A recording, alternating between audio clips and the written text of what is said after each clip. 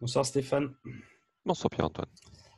Ce soir, on va parler d'Esther Duflo, donc, qui était prix Nobel d'économie, c'était l'année dernière, ou cette année, Oui, je c'est, ne je me souviens pense, plus exactement. la Euh, dernière à avoir oui, reçu enfin, ce c'est la prix, je dernière à crois. l'avoir reçu. Et Je donc, crois, on oui. a vu une vidéo récemment suite à la crise du Covid où elle nous explique que la dette, c'est pas important, tout ça, mais on va voir la vidéo et on va la commenter. Per- per- Ouais. Permets-moi de faire un commentaire préliminaire, si tu me permets, hein. Allez-y. Euh, alors, cette dame a reçu un prix Nobel en économie, effectivement, et pourtant on va oser dire qu'elle est nulle en économie. Elle va nous le démontrer. Et ce qu'on va essayer de faire, c'est prendre ces phrases, constater, et puis faire une pause pour essayer de décrypter et passer de phrase en phrase et voir dans quelle mesure elle est cohérente avec ses propres propos. Je pense que ça dure 9 minutes, je ne pense pas qu'on va faire ça sur toutes les 9 minutes. Ouais. On va essayer de le faire sur les premières, juste pour montrer dans quelle mesure, sur déjà les premières phrases, là, les premiers trucs qu'elle avance, à quel point ce qu'elle dit, c'est pour le moins pas cohérent. Ok, allez, c'est parti. Ce qu'il faut comprendre, c'est que les États ne sont pas comme des pères de famille. Et Ah bon? les États ne sont pas gérés comme des pères de famille et on n'a pas besoin de gérer son budget de l'État comme un bon père de famille, c'est-à-dire en faisant bien attention de ne pas emprunter plus que ses possibilités de revenus dans le futur. On peut faire Les une pause États, peut-être là. Ouais, allez. Voilà déjà. Et elle va l'expliquer, elle va expliquer pourquoi. Hein. C'est que en gros, ce qu'elle va dire, sa thèse consiste à parler de la dette, et en gros de dire que la dette n'est pas un problème. Donc que l'État, qui n'est pas un bon père de famille, peut s'endetter autant qu'on veut. On va le voir ça. Ouais. Mais moi, le premier point sur lequel je veux attirer l'attention, c'est ce point-là a-t-il toujours été vrai, ou est-il lié à une situation conjoncturelle et moderne? On va voir que c'est plutôt l'inverse. Donc l'un des problèmes, moi, que je vois par rapport à ça, c'est à quel moment et qu'est-ce qui fait qu'un État pouvait ou devait être un bon père de famille et tout d'un coup, peut se permettre de ne plus l'être. Tu vois, Ouais. elle dit que l'État n'a pas besoin d'être un bon père de famille. Bon, déjà, c'est très contestable. Mais c'est basculé comment? Avant, il pouvait ou il n'a jamais été? Ou c'est, tu vois, qu'est-ce qui a fait Ouais, que ça a qu'est-ce qui basculé? a fait que maintenant, c'est plus un problème de faire de la dette à l'infini? Elle va nous répondre. Allez. peuvent emprunter aujourd'hui à taux zéro. Donc le service de la dette lui-même ne coûte rien. C'était vrai avant la crise du Covid et c'est toujours vrai aujourd'hui. Une pause ici, si tu veux. Ouais, Voilà, ouais, ouais. C'est important donc, parce qu'on va revenir là-dessus. Elle a bien dit, hein, tu as bien entendu ouais. comme moi. Aujourd'hui, les dettes, alors on parle bien de la dette est à taux zéro. Et comme elle est à taux zéro, elle ne coûte rien. Ça, c'est vrai. Une dette à coût zéro ne coûte rien. C'est vrai. Oui, mais elle dit Tu le empruntes. service, ouais, le service de la dette, c'est-à-dire que oui, on ne paye pas d'intérêt, mais Oui, mais non, mais on a emprunté quand même un montant qu'il faut rembourser. évidemment, Ouais. évidemment, on Mais continue à emprunter. c'est assez malhonnête. Ouais, la manière de le présenter, ça fait du style, ouais, bah, c'est gratuit, alors qu'on Oui, emprunte. je prends 1 milliard, je ne sais pas d'où il vient, il faudra que je rembourse le milliard. Le bon truc qu'elle dit, c'est on remboursera que 1 milliard, on ne va pas rembourser 1 milliard 200 millions, un truc comme ça, peu importe, 100 millions, peu importe. C'est ça qu'elle dit. Donc effectivement, je peux toujours emprunter, il faudra que je rembourse le truc. Là où tu as totalement raison de souligner, c'est qu'on continue malgré tout d'emprunter 1 milliard, et pour rembourser 1 milliard, qu'on a par définition qu'on n'a pas, il n'y a qu'une façon de faire, hein, c'est de payer des impôts d'une manière ou d'une autre pour pouvoir rembourser le milliard. Donc, même à taux zéro, la dette reste une dette. Ouais. Pour le contribuable, il faut quand même le rembourser. Mais même malgré tout, indépendamment de ça, et tu as raison, c'est bien le point de départ, on parle de dette à taux zéro qui ne coûte rien. On va voir Ouais. ce qu'elle dit après.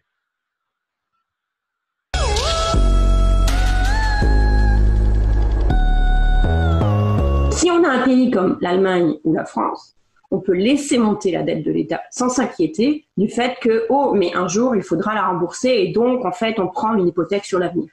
Ce n'est pas du tout le cas pour des pays, surtout comme la France et l'Allemagne, qui, dans l'ensemble, font preuve de trop de discipline fiscale plutôt que de pas assez.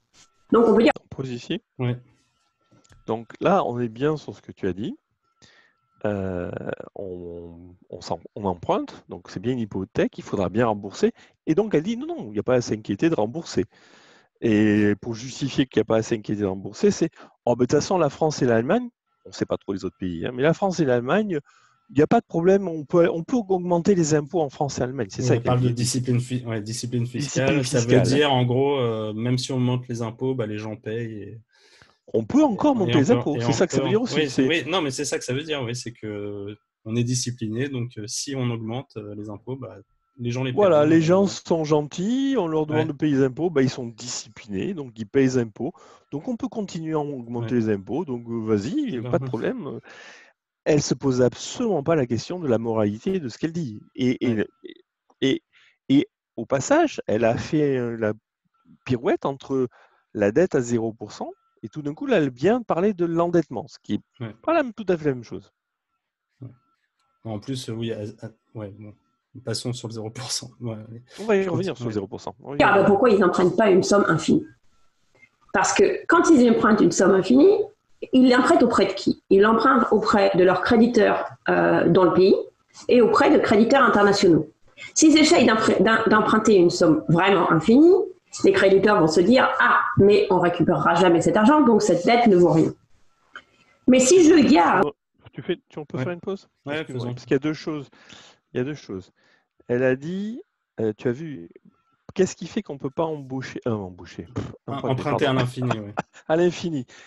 Elle ne revient pas sur le fait que, en fait, c'est la discipline fiscale qui pose problème. Elle a réglé ça une fois pour toutes. Pour elle, on va payer des impôts. Donc, si on devait s'endetter à l'infini, hypothèse, elle ne voit pas le problème du remboursement, puisque de toute façon, on peut aller chercher les impôts. Par contre, elle voit un problème du côté des créanciers. Oui, c'est vrai que j'avais même pas noté, mais c'est vrai qu'elle suppose que si les créditeurs étaient OK, on pourrait s'endetter à l'infini. Le problème, en fait, c'est il faut trouver des gens qui vont nous prêter. Mais rembourser n'est pas un problème. Bon, allez, on continue.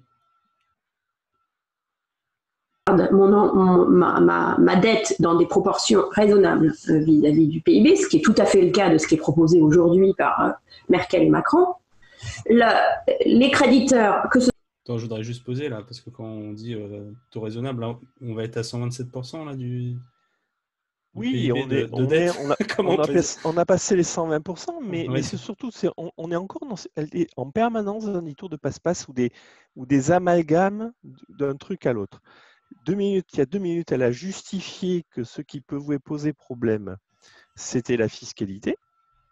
D'accord? Et là, maintenant, elle ne parle plus de fiscalité, elle parle du PIB. Comme si c'est le PIB qui permettait de financer la dette. Alors, bien sûr, ce qu'elle essaie de dire, c'est le PIB, c'est l'enrichissement, c'est de la croissance. Si c'est de la croissance, ça va permettre de dégager de la richesse. Si ça dégage de la richesse, ça dégage de la fiscalité. Donc, on va pouvoir rembourser. C'est ça, je pense, le raisonnement qu'elle fait. Sauf que ça ne fonctionne pas exactement. Le PIB ne mesure pas la richesse.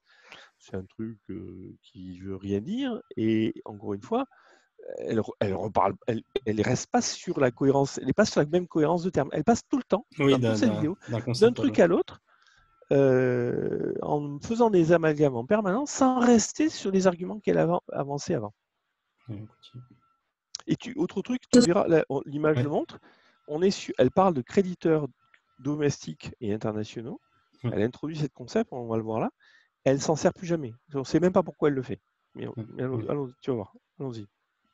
Soit les créditeurs domestiques ou les créditeurs internationaux, savent que le jour où ils ont besoin de récupérer cet argent qu'ils ont prêté à l'État, ils le peuvent.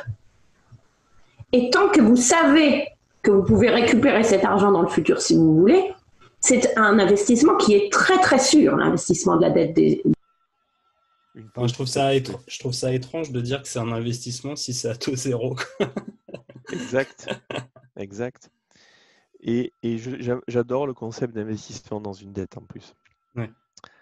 Alors, ça se discute, mais tu as totalement raison. Après, c'est un peu, les banques, le business de la banque, c'est les taux d'intérêt. Enfin, c'est que tu te rémunères sur les intérêts. Ça marche. D'accord, mais ça marche dans l'autre. Là, en fait, là, on parle pas d'investissement, on parle d'obligation.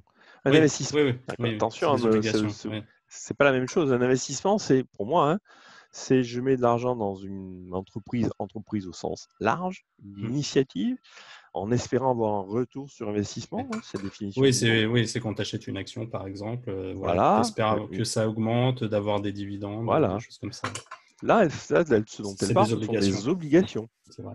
Donc déjà, assimiler obligations et investissements, bon. Et puis, je trouve on investit sans le fait que les pays vont en fait te payer avec le résultat de la fiscalité qui a été prise sur les gens. C'est un super investissement, ça. Et puis, la dette, c'est un super investissement très fiable. Pourquoi ? Ben oui, parce que comme, encore une fois, on va payer nos impôts, puis il y a les notations, etc., ben oui, les gens sont sûrs. Comme les investisseurs, soi-disant, sont sûrs qu'ils vont nous payer du fric et que la fiscalité va fonctionner, ben, ils sont à peu près sûrs qu'effectivement, on finira par rembourser. C'est ça qu'elle dit. Hein. Elle ne dit pas en français simple, mais pourtant, c'est ça qu'elle dit. Et elle trouve ça tout à fait normal et très sain. C'est une bonne chose, il ne faut pas s'inquiéter. On peut y aller, c'est tout à fait normal de parler des gens qui vont miser sur le fait qu'on va piquer du fric et de la fiscalité aux gens d'un pays. C'est de ça qu'elle parle quand même. Hein. Après, juste pour sur les obligations, c'est quand même ça peut être considéré comme un investissement parce que tu touches un pourcentage. Tu prêtes de l'argent et tu touches un pourcentage. Au final, tu auras plus que ce que tu as mis. Oui, mais voilà. Le problème, c'est qu'à taux zéro, ça n'a pas de sens. Non, mais je voulais juste préciser parce que pour ne pas faire l'erreur de dire qu'on ne nous dise pas une obligation n'est pas un investissement. C'est juste que là, elle est dans un contexte taux zéro. Non, je pense qu'une obligation n'est pas un investissement. Non, c'est un pari. C'est pas un investissement. Si, enfin bon. Mais c'est un investissement dans le sens où tu vas prêter de l'argent et tu vas toucher des coupons tous les mois, tous les ans avec un taux d'intérêt. Donc j'ai bien compris, au final, tu toucheras plus que ce que tu avais mis au départ. Enfin, je pense que j'ai compris. Je me permets de contester le fait que ce soit un investissement. Non, tu fais le pas. J'ai bien compris. Mais je me permets de contester qu'on puisse dire qu'on investit sur le fait qu'on parie sur le fait que le retour sur investissement, c'est la fiscalité. Ah oui, dans ce compte, ouais. J'ai bien compris. Pour le créditeur, il fait bien sûr le pari de la même façon qu'il fait un pari auprès d'un achat d'action. J'entends bien. Sauf que dans un cas, il y a de la création de valeur, dans l'autre cas, il y a du vol. Ouais, c'est pour ça que je me permets d'être chiant. Ok, non mais voilà. Non mais fallait préciser. Je voulais qu'on précise parce que tout à fait. Pas que les financiers nous disent oui mais vous racontez n'importe quoi. Oui, on raconte n'importe quoi. Non, on raconte pas n'importe quoi. Une obligation, c'est pas exactement la même chose qu'un investissement. Ouais. Et n'oublions pas qu'elle est partie sur un taux zéro, dont elle ne parle plus. Hein. Ouais. On continue. Dans la dette des États, c'est l'investissement le plus sûr qu'on trouve sur les marchés. Quand les marchés vont mal, les gens vendent leurs actions ou vendent leurs dettes d'entreprise pour acheter de la dette de l'État, justement parce qu'ils savent que c'est un investissement très très sûr. De ce fait, personne ne... Ouais, non. C'est ce qu'on vient de dire. Ouais, c'est Mais c'est encore une fois, c'est d'un côté un investissement, il y a une part de risque, il y a un retour sur investissement, tandis qu'une obligation, ce qu'elle dit, c'est qu'il n'y a pas de risque, puisque par définition, les pays pouvant fiscaliser, ils vont de toute façon rembourser. C'est ça qu'elle dit. Hein. Ouais. Et c'est aussi pour ça que je me permets de contester ce mot d'investissement. D'accord. Si tu me permets. Ouais. Ok.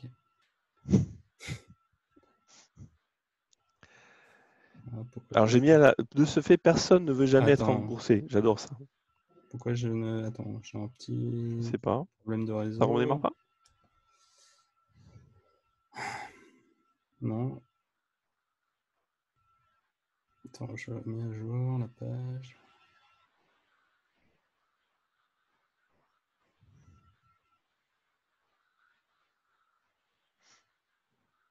Bon. Bon, je pense qu'on arrive à un point où là, je pense que ce qu'elle s'apprêtait à dire, et puis on pourra éventuellement rester là, ce qu'elle s'apprêtait à dire, c'est que de ce fait, alors d'abord c'est un investissement sûr, on en a parlé, et de ce fait, les investisseurs ne demandent jamais à être remboursés. Je trouve ça extraordinaire comme truc. Puisqu'en fait, c'est tant qu'on a une dette, on a l'assurance qu'un jour on pourra demander à être remboursé. C'est ça que je crois qu'elle explique. Mais alors, même en supposant que tout ça soit vrai, ça l'est beaucoup moins quand tu es dans une logique à taux zéro. Parce que même, je reprends ton argument, Pierre-Antoine, de l'obligation. L'argument que tu m'as donné, il tient quand tu n'as pas un taux zéro. Oui. Si tu n'as pas un Oui, taux oui. zéro, tu achètes une obligation, tu espères quelque chose en retour. Tu Oui. espères un retour sur investissement, c'est-à-dire que, par définition, ce n'est pas une obligation à taux zéro. Elle est partie sur l'hypothèse de taux zéro pour justifier la dette. Et elle finit par partir, sans rien dire à un moment donné, sur une logique où, en fait, son système ne fonctionne que s'il n'est pas à taux zéro. Oui. Tu vois ce que je veux dire? Ah oui, complètement. Oui, C'est ce que je disais, c'est ce que j'essayais de dire au début, où elle dit ah mais la dette c'est fantastique parce que de toute façon le service de la dette ne coûte rien. Au passage elle omet la fiscalité pour le remboursement. Et puis au fur et à mesure de cette discussion, ça glisse doucement peu à peu pour finir par dire mais en fait c'est un investissement sûr. Un investissement, ça suppose que le taux n'est pas à zéro. Oui. Et parce que c'est un investissement sûr, on ne demande pas à rembourser, etc. Mais donc ça veut dire endettez-vous, vous pouvez y aller, et de toute façon, ça marchera d'autant plus que le taux ne sera pas un taux à zéro. C'est du bouli-boulga, son truc, de bout en bout, quoi.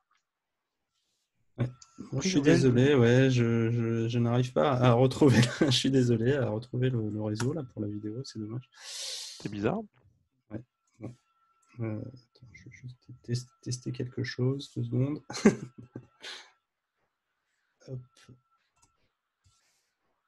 Ah, ça a l'air de refonctionner.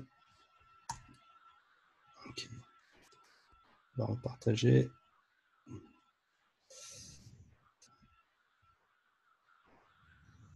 Alors attends, hop, faut que je retrouve le. Où on en était? On en était à la. Vas-y.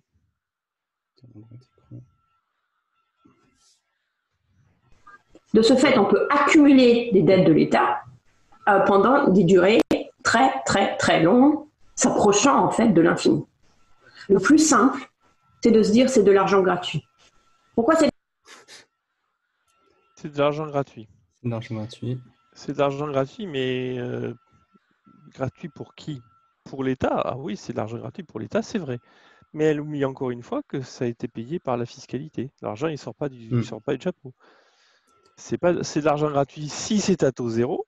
Elle a supposé que c'était un investissement, donc ce n'est pas à taux zéro. Et c'est gratuit pour l'État, mais ce n'est pas gratuit pour les contribuables. Elle dit vraiment n'importe quoi. Et je ne sais pas si tu as vu, elle a aussi confondu s'endetter à l'infini avec s'endetter sur une durée infinie. Oui.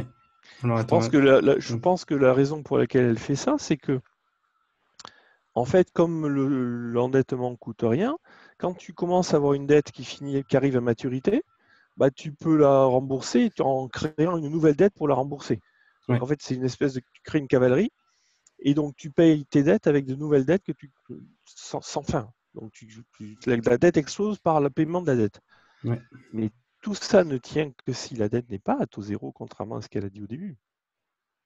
Et en plus, il faudrait être un imbécile. Le créancier devrait être un bel imbécile que d'accepter de donner des sommes colossales à l'avance en espérant un taux totalement nul.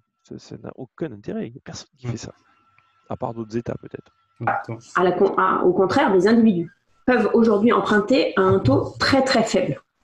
Surtout des pays, surtout de la communauté européenne ou des pays comme l'Allemagne ou la France qui ont un excellent crédit international. Les taux d'intérêt sont essentiellement zéro.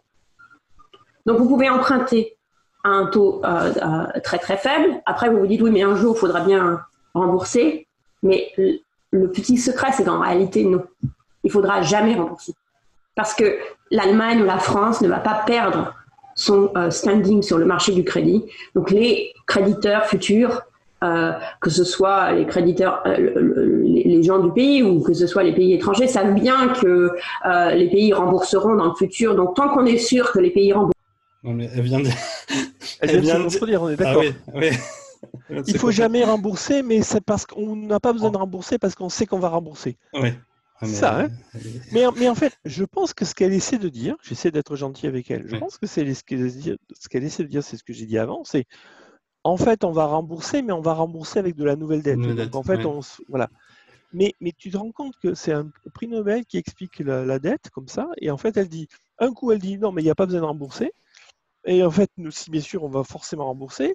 C'est un coup à zéro, un coup on est à taux zéro, mais en fait, non, on est à des taux très très faibles, donc c'est pas zéro. C'est en permanence, elle passe d'un truc à l'autre. Ouais, Je me serais c'est attendu assez à dire. hallucinant que quelqu'un académique explique les choses comme ça, quoi, parce que c'est. Enfin bon, on continue, allez.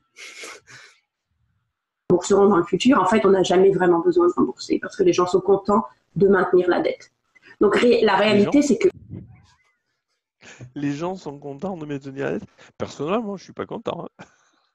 Après, tu peux dire, les gens qui votent pour tous les trucs socialistes sont contents. Hein, parce que... Oui, ouais. certes, je veux bien, mais sachant qu'ils sont les premiers à payer aussi. Mais oui, Ouais. j'entends. Ils s'en rendent pas Mais, compte. mais les gens, j'adore les gens. Ouais, les gens. C'est qui? C'est la Banque centrale, c'est l'État, c'est Bercy. Allez. Donc la réalité, c'est qu'aujourd'hui, aujourd'hui, c'est quoi la réalité? le plus simple, c'est de considérer cet argent essentiellement comme de l'argent magique ou de l'argent gratuit. Et l'erreur qui a été faite. Non, mais... L'argent magique, elle a osé quoi. Ouais. L'argent magique.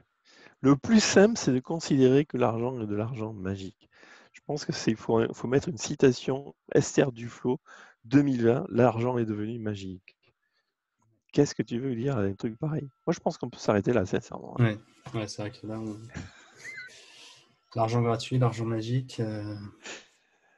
Je comprends pas qu'elle parle pas du tout de tous les concepts. Enfin, quand tu fais l'économie sur l'inflation, tout ça, tu apprends dès le début que plus tu augmentes la masse monétaire artificiellement, plus tu déprécies la monnaie. L'inflation n'a jamais été prononcée, le mot inflation n'a jamais été prononcé. Elle passe d'un concept à l'autre en permanence. On a vu, elle est passée de la fiscalité au PIB, taux zéro, pas taux zéro, on rembourse pas, infini au début c'est en quantité, mais après on s'aperçoit que c'est le temps. Et carrément, on parle d'argent magique. J'ai pas inventé le mot, c'est elle qui l'a dit. C'est un prix Nobel et c'est à partir de discours comme ça que nos politiciens font de la politique. C'est génial, quoi. En gros, c'est Monsieur Hulot qui avait besoin de plein de sous pour votre programme écologique. Ne vous inquiétez pas, on a l'argent magique, on va pouvoir emprunter de manière infinie. Non, mais parce qu'en plus, les Français. Vas-y, pardon. Finis. Non, les Français rembourseront. C'est ça. Oui, non, mais c'est ça, oui. C'est ce que j'allais dire, c'est qu'elle te dit, d'un côté, c'est de l'argent magique gratuit, mais en fait, elle t'a dit avant, parce que de toute façon, tout le monde va payer, tous les contribuables vont payer, et donc ça peut pas être, donc c'est pas magique, donc c'est pas gratuit. C'est quelqu'un paye bien cet argent, quoi. Donc c'est ça. Elle a bien parlé de discipline fiscale au début, elle a prononcé le mot. Donc, les Français sont des gentils disciplinés, ils payent leurs impôts, et comme ils payent leurs impôts, par magie, on peut emprunter autant qu'on veut, sans se poser la question de savoir si ça va ruiner les gens ou pas. C'est ça qu'elle dit. Et donc elle donne du grain à moudre à tous les socialistes, communistes, qui se disent, on va tout imposer, on y va, quoi. C'est magique. Ah, c'est bon. On arrête là ou... Oui, je pense qu'on peut. Je pense que là, on atteint le summum. Ok, très bien. Merci Stéphane. Mais je t'en prie.